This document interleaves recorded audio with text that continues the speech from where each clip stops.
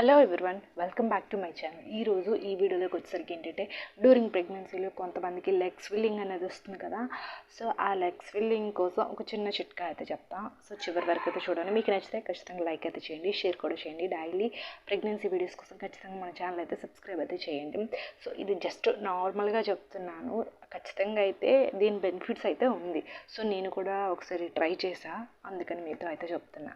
So first ఏంటంటే మనకి ఎక్కువగా లెగ్ స్విల్లింగ్ అనేది వచ్చేటప్పుడు మనకి అదేంటంటే కొంచెం నర్వస్ సిస్టమ్ అనేది కొంచెం తగ్గితే, అంటే మనకి ఇది అంటే నర్వస్ సిస్టమ్ కొంచెం వీక్నెస్ అయ్యింది అనుకోండి, అలాంటప్పుడు మనకి ఖచ్చితంగా ఈ లెగ్ స్విల్లింగ్ అనేది వస్తుంది.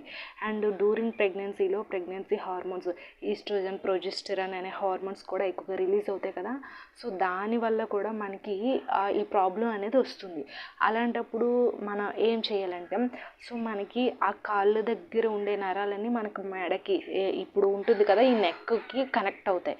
సో అలాంటప్పుడు మనం ఇలా అంటే front side and back side and left and right side ఇలా ఒక 5 minutes అయినా చేస్తే మనకి ఆ లెగ్ స్విల్లింగ్ అనేది కొంచెం తగ్గుతుంది. అండ్ మనకి ఏంటంటే కొంచెం ఆ పెయిన్ అనేది రిలీఫ్ అనేది ఖచ్చితంగా అయితే ఉంటుంది. అండ్ ఆల్సో ఒక 15 minutes అనేది వాకింగ్ చేయడం వల్ల కూడా మనకి ఆ లెగ్ స్విల్లింగ్ అనేది ఖచ్చితంగా రిలీఫ్ అనేది దొరుకుతుంది.